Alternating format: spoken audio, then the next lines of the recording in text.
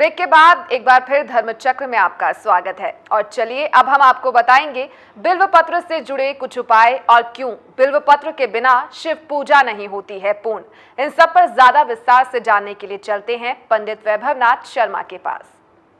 नमस्कार। आज मैं आपको बहुत ही विशेष उपाय बताने जा रहा हूं जिनमें आप प्रयोग करेंगे बेलपत्र। जी हाँ, आज जानिए बिल्व पत्र से जुड़े हुए कुछ खास उपाय जो चमका सकते हैं आपकी किस्मत, जगा सकते हैं आपका सोया हुआ सौभाग्य। तो आइए अब देर क्यों करते हैं, आइए अपने कार्यक्रम को आगे बढ़ाएं और जानें क्या है ये चमत्कारी उपाय। ऐसा माना जाता है कि बिल्वपत्र शिव जी को अत्यंत प्रिय है। जो भी भक्त पूरी श्रद्धा और आस्था के साथ शिवलिंग पर बिल्वपत्र अर्पित करता है या बिल्वपत्र से शिवार्चन करता है, उसकी सभी इच्छाएं, मनोअभिलाषाएं भगवान महादेव स्वयं पूर्ण करते हैं। आज मैं आपको इसी क्रम में बताने जा रहा हूं बिल्वपत्र से जुड़े हुए कुछ खास और विशेष उपाय। तो इस उपाय को जान लेना अभी से ही आपके लिए बहुत आवश्यक है, जिससे आप सावन मास में ज़्यादा से ज़्यादा इस विधि से महादेव की पूजा करें तो महादेव आपके ऊपर प्रसन्न हो जाएं और धन और ऐश्वर्य अपार शोहरत की बारिश करें। बिल्वपत्र के बिना शिव पूजा कभी भी पूर्ण नहीं होती, ये बात बहुत अच्छे से जान लीजिए। अगर आपने शिव पूजा की और शिव पूजा में बेलपत्र का प्रयोग नहीं किया तो आपका अनुष्ठान, आपकी पूजा अधूरी है, पूरी नहीं होगी। शास्त्रों में शिव जी के लिए कई प्रकार की पूजन विधियां बताई गई हैं। इन विधियों में कुछ कठिन भी है और कुछ बहुत ही सरल भी है। यूँ तो हमारे भगवान शिव को भोलेनाथ भी कहा गया है, जो बहुत ही भोले हैं और तत्क्षण ही प्रसन्न हो जाते हैं। आपने देखा होगा कि भोलेनाथ की पूजा में बहुत ज़्यादा दिखावा या बहुत ज़्यादा आडंबर की आवश्यकता नहीं होती। महादेव की पूजा में एक लोटा जल ही पर्याप्त होता है। बस उनको चाहिए आपके अच्छे, शुद्ध और निष्कलंक निष्पाप भाव। मन से आप जितने शुद्ध भावना से आप उनकी पूजा करते हैं, भगवान भोलेनाथ उतनी ही आसानी से प्रसन्न होते हैं। आपने देखा होगा कि भगवान भोलेनाथ की पूजा में और चीज़ें क्या प्रयोग होती हैं? धतूरा, भांग और उसके साथ साथ आकड़े के पुष्प, आकड़े की पत्तियां जिन्हें कोई नहीं पूछता। आप कहीं जा रहे हो, आप देखिए सड़क के किनारे जो है ढेर सारे आकड़े के पेड़ लगे होते हैं, उसमें पुष्प भी आ रहे होते हैं, धतूरा भी उनमें लग रहा होता है और वही चीज़ें महादेव को प्रिय हैं। अर्थात जिसको कोई नहीं पूछता वो चीज़ें महादेव को अर्पित कर दी जाती हैं और बहुत सरलता से, सहजता से वह इसे स्वीकार कर लेते हैं।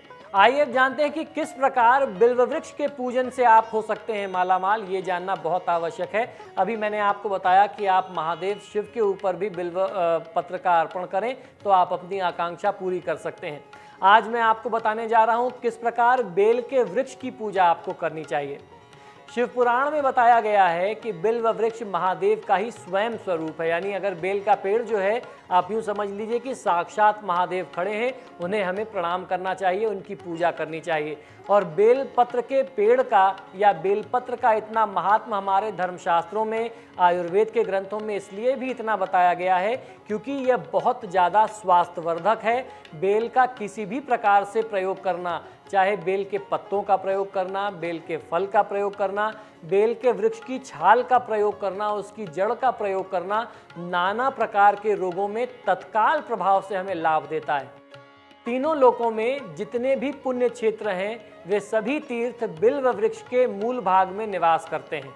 जो मनुष्य बिल्व वृक्ष के मूल भाग में महादेव का ध्यान करते हुए पूजन करता है उसे शिव जी की कृपा तत्काल प्राप्त होती है। बेल के वृक्ष के पूजन के लिए आपको कौन कौन सी चीज़ों को प्रयोग में लेना चाहिए, आइए वो बताता हूँ। सबसे पहले गंध, धूप, कुमकुम और कुछ भोग यानी प्रसाद की चीज़ें, नैवेद्य जो है वो आपको एकत्रित रखनी चाहिए। इन सभी पूजन सामग्री से आपको उनकी पूजा कर लेनी चाहिए। ऐसे पूजन से कोई कंगाल से कंगाल व्यक्ति भी मालामाल हो सकता है। किसी भी शुभ मुहूर्त में बिल्व वृक्ष की जड़ के समीप आपको एक देसी घी का दीपक जलाना चाहिए। खासतौर पर ये उपाय आप संध्या काल में करें, शाम को 5 से 7 के बीच में करें। ऐसा करने पर शिव जी की असीम कृपा आपको प्राप्त होती है। बिल्व वृक्ष का परिचय क्या है, आइए ये भी आपको बता देता हूँ। बिल्व वृक्ष मध्यम आकार का वृक्ष होता है, इसमें कांटे भी होते हैं। इस वृक्ष की पत्तियाँ मुख्य रूप से 3-3 की संख्या में जुड़ी होती हैं। इसी को त्रिदल कहा जाता है, यानी 3 दलों वाला एक पत्ता। इन 3 पत्तों को ब्रह्मा, विष्णु और महेश का प्रतीक माना गया है। वृक्ष की पत्तियां 3-3 के साथ साथ 5-5 के गुच्छों में भी लगती हैं। 5 के गुच्छों वाली पत्तियां आसानी से मिल नहीं पाती, ये बहुत दुर्लभ होती हैं।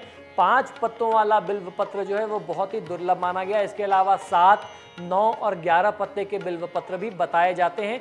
मैंने देखा नहीं है, मैंने 5 पत्ते वाले बिल्व पत्र बहुत देखे हैं। बिल्व का फूल सफ़ेद रंग का होता है, इसमें सफ़ेद रंग के छोटे छोटे फूल आते हैं।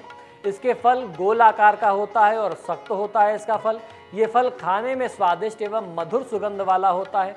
जो भी व्यक्ति नियमित रूप से बिल्व वृक्ष पर जल अर्पित करता है उसे अक्षय पुण्य की प्राप्ति होती है। अक्षय पुण्य की प्राप्ति अर्थात ऐसा पुण्य जो कभी भी समाप्त ना हो, जिसका कभी भी क्षय ना हो, दिनों दिन बढ़ने वाला वो पुण्य होता है। इस वृक्ष के फूल, पत्ते और फलों का उपयोग कई प्रकार की औषधियों में भी आयुर्वेद में बताया गया है। नाना प्रकार की औषधियां इनसे बनाई जाती हैं। बेल पत्र को तोड़ने के क्या है नियम, ये आइए हम जानते हैं। ये पहले भी मैंने आपको बताया, लेकिन आज भी इस क्रम में जान लेना आवश्यक होगा। बेल पेड़ से पत्ते तोड़ने से पहले निवेदन करना चाहिए कि आप उस पेड़ से पत्तों को तोड़ना चाहते हैं और उसमें आपको निवेदन ये करना है कि आप किस उद्देश्य से बेल के पत्ते तोड़ रहे हैं। आपको उनसे आज्ञा लेनी होती है, विनय करना होता है कि हे प्रभु, महादेव की पूजा के लिए मुझे आपसे कुछ बेल के पत्ते चाहिए, वह मैं तोड़ने के लिए आया हूँ, कृपया आप मुझे आज्ञा दें और इसका जो भी पाप लगता है उससे आप मुझे मुक्त करें, क्षमा करें। इसके बाद बेल पत्रों को तोड़ करके शिवलिंग पर आप अर्पित करें। इससे शिव कृपा बहुत शीघ्र प्राप्त होती है। किसी भी मास की अष्टमी को, यानी हर महीने की जो अष्टमी आती है, दोनों पक्षों में जो चतुर्दशी आती है, अमावस्या की तिथि आती है, पूर्णिमा की तिथि आती है और सोमवार का जो दिन आता है, इन तिथियों में बेलपत्र नहीं तोड़ना चाहिए। सोमवार शिव जी का बहुत ही प्रिय दिवस है, इसलिए एक दिन पूर्व ही तोड़े हुए बेलपत्र शिव जी को आपको अर्पित करने चाहिए।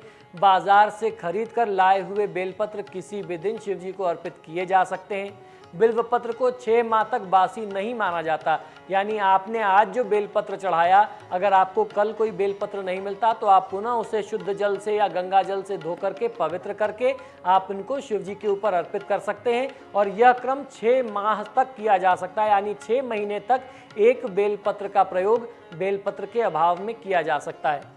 तो ये रही बेलपत्र की महिमा।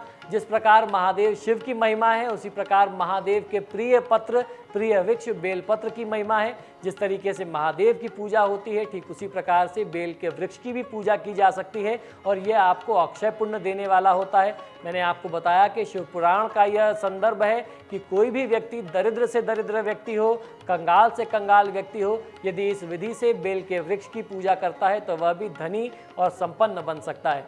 तो इसी प्रार्थना के साथ कि महादेव आपका कल्याण करें, मुझे आज्ञा दीजिए। नमस्कार।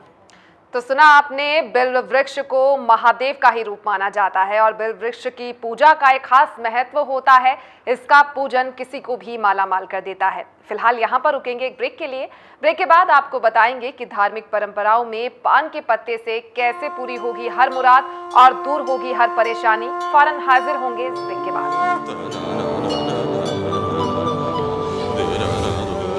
धर्म चक्र।